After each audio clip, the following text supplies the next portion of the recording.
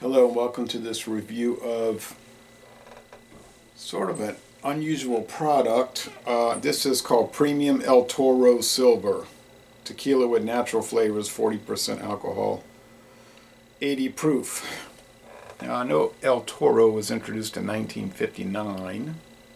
It's an unaged tequila.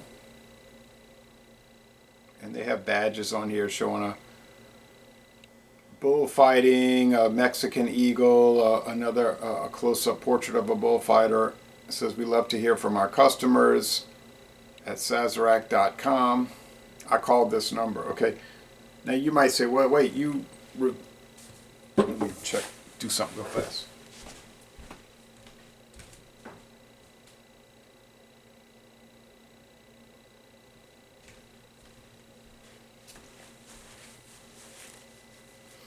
You might say, well, you reviewed El Toro imported silver not too long ago. That's true. But when I saw this one, I knew something was different. I wasn't quite sure. Imported and bottled from 4 Barton Imports, Louisville, Kentucky. Now, I called the company. They said, well, they don't really have a bottling plant in Louisville. It's a corporate office, but the bottling plant is at Buffalo Trace in Frankfurt. Okay. Named for the majestic bulls of Old World Mexico, El Toro Silver is distilled in small batches to create a smooth premium tequila with an unusually clean finish. No problem. I bought this bottle, liter bottle, at Savannah Discount in Marrero, Louisiana. No, I'll take that back. I bought it at Discount Depot of Marrero, Louisiana. Nope. That was the Tijuana. This was from a Savannah Discount, and it was $8.99 for the liter. Okay. And I did my research, and it was introduced in 1959, so it's an old brand, and it says imported El Toro Tequila Silver. Got the same badge. It says NOM 1143, NOM 1143. That's Gonzales. It says right there, Gonzales, Guadalajara, Jalisco, Mexico. All right. Old distillery, family-owned distillery, has a contract with Sazerac. All right. I noticed this bottle has a different font saying silver. The metals are bigger, and instead of saying imported, it says premium. And instead of saying made in Mexico, it says tequila with natural flavors.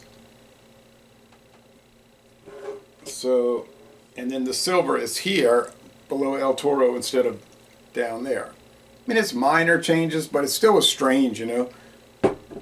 And this was so cheap. A local store had this, true story, and they're still available at the time of this recording. $4, and sounds crazy, right? In 2022, $4.99 for a liter.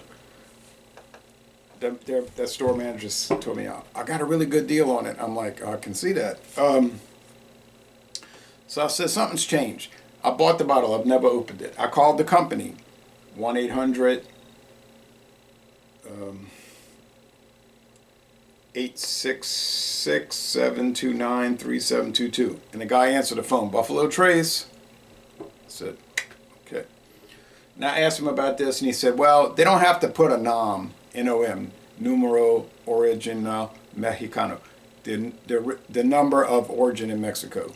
That tells you, it doesn't really tell you what distillery makes it. It just tells you what distilling company owns it. So the number doesn't really mean much.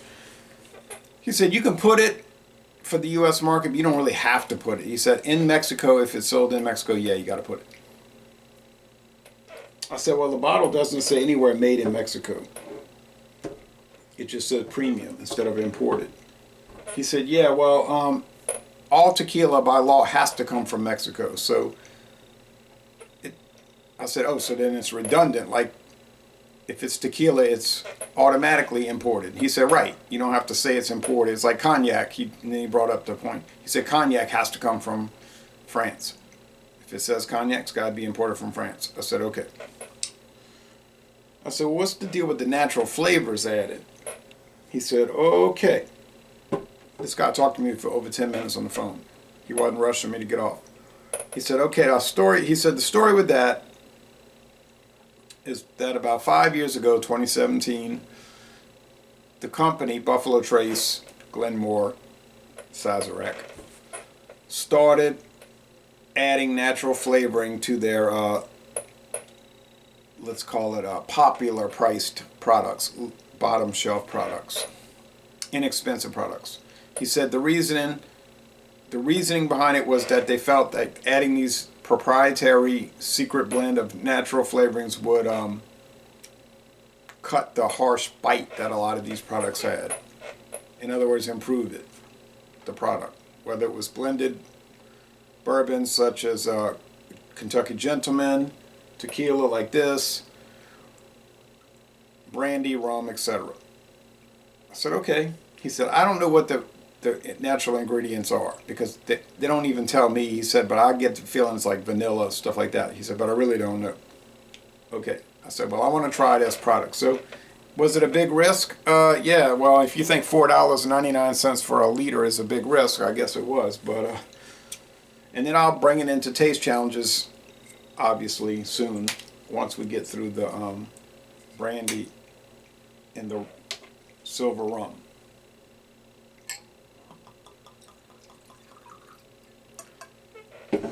So they're similar, but they are actually not the same.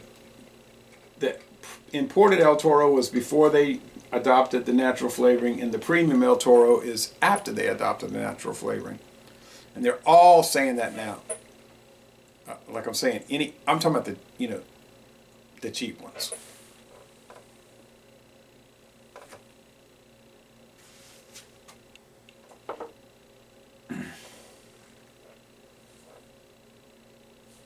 Even the bottles are different. The one that's called imported is taller.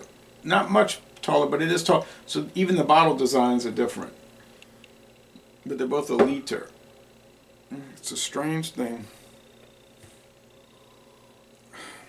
Appearance, well, they're clear. It's clear. Fairly uniformed alcohol legs, 40% alcohol. It's a mixto tequila, meaning it's got to be at least 51% blue agave. The other 49% could also be blue agave, but they're allowed to add filler like cane sugar, which, since they're not calling it 100% agave, it's probably using the 49% cane sugar filler. But that is a type of tequila. The most popular tequila in the world is Jose Cuervo, silver and gold. I don't know which one, I guess the gold. And it's a mixto using the filler. All right. Yeah, it smells like tequila, like the green pepper aroma, that unusual agave nectar aroma that I can never describe, because if you've never had it, there's no way you could relate to it really, unless you've had bell peppers that's sort of a crossover aroma and flavor with that. But that's not a true comparison, not a true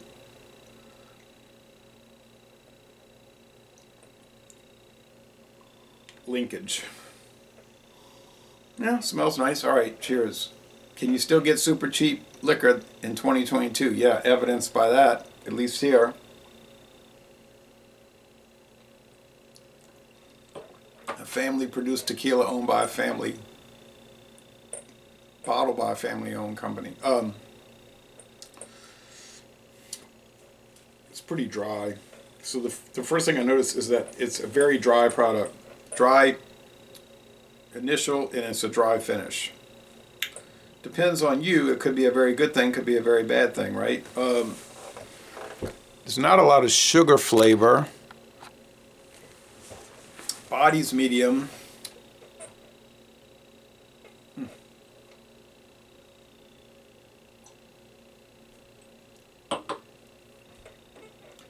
Now, are other people buying it from that store? Looks like it. I mean, I think the guy got I think their manager probably got 5 cases, 60 bottles. He got an incredible discount. Don't know the story behind that. Can you imagine what the wholesale price must be if it's $4.99 retail?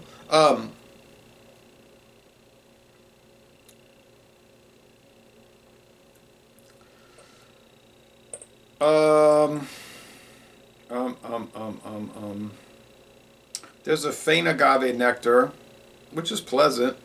There's a faint, just like generalized liquor flavor, which you say, well, that's not really a flavor. It's kind of like a flavor. Now, the natural flavors, I'm not really picking that up, like any kind of weird vanilla or a cake, you know, cream cheese cake frosting, or the doggone butterscotch you get with some of their rums.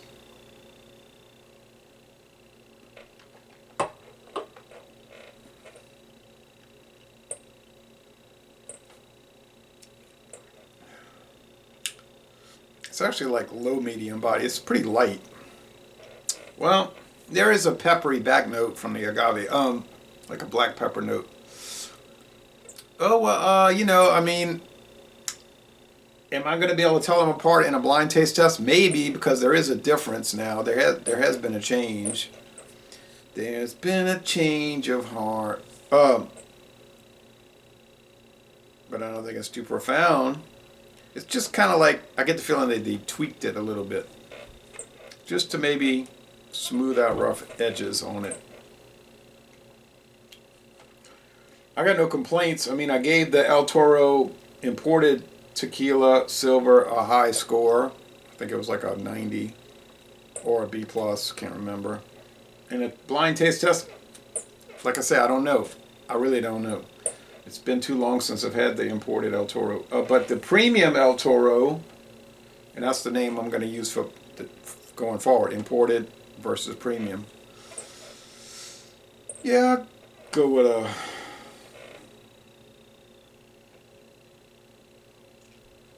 Sorry for the long video, but I got to think about these things. I don't like to rush these kind of problems.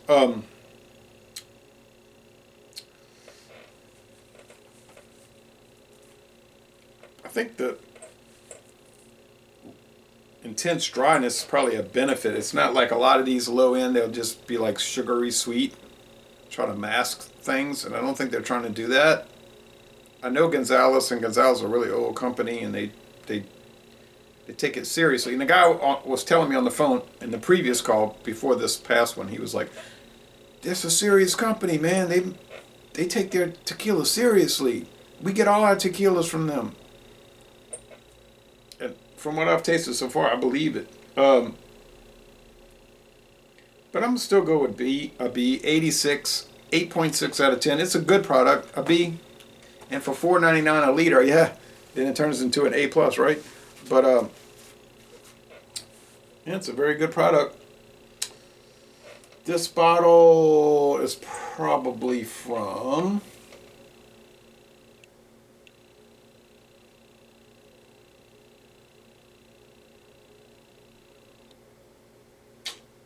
I don't know, because the code is confusing.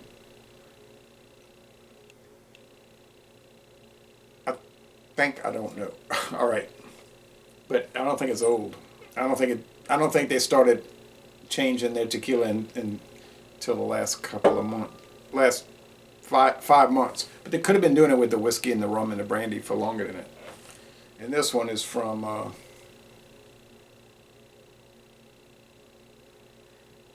think it's the third day of 2022 at 23 hours 11:03. But I don't know, because I don't know the Mexican codes. But anyway, very nice. Yeah, nice, good. Not very good, but good. So Laissez Le Bon Ton Relais, a good product from Mexico. Even though it doesn't say it's from Mexico, it has to be. And it's bottled in Kentucky. And we're going to end this review by saying, y'all go to Buffalo Trace and tour the Buffalo Trace Distillery, where you will never see them bottling this.